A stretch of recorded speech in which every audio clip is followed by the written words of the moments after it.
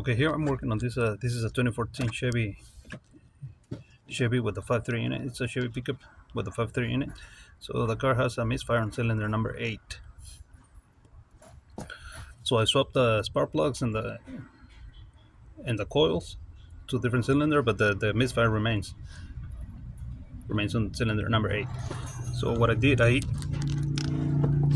removed the valve cover. Before that, I removed all the spark plugs, and then I took the compression on each cylinder, and all the cylinder had like 180 some.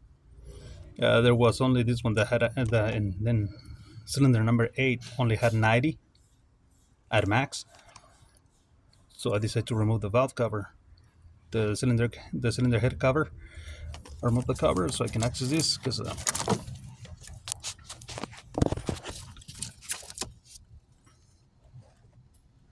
on the followers, when one of the the lifters collapses or the camshaft has damage, the rise is gonna be lower, so it's not gonna go up or down as much as the other ones. That's something I do. I like to compare, and that will tell me if it's something wrong in the camshaft, or it could be the push rods or anything. But in this case, they'll go up and down the same distance, because I measure from here to here. I use a gauge and I measure the distance. So anyway, when I had this out, I was cranking the car, and then I placed my hand here, and I can feel the backfire. So if you wonder why, see in the followers, if you wonder why they're loose, because I loosen them. At this point, the valves should be closed. Okay. That's the beauty of these kind of engines, that you don't have to find the top dead center or anything. See, or you don't have to mess with the timing or nothing like that. The beauty of these engines is, like, if you remove the followers, now the valve should be all the way up, so which means they should be sealed.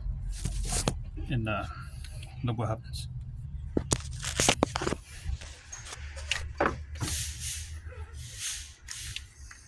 There's a player right away. So that's the cause of the valve compression, and that's the cause of the misfire, pretty much. That's because the intake valve it's leaking.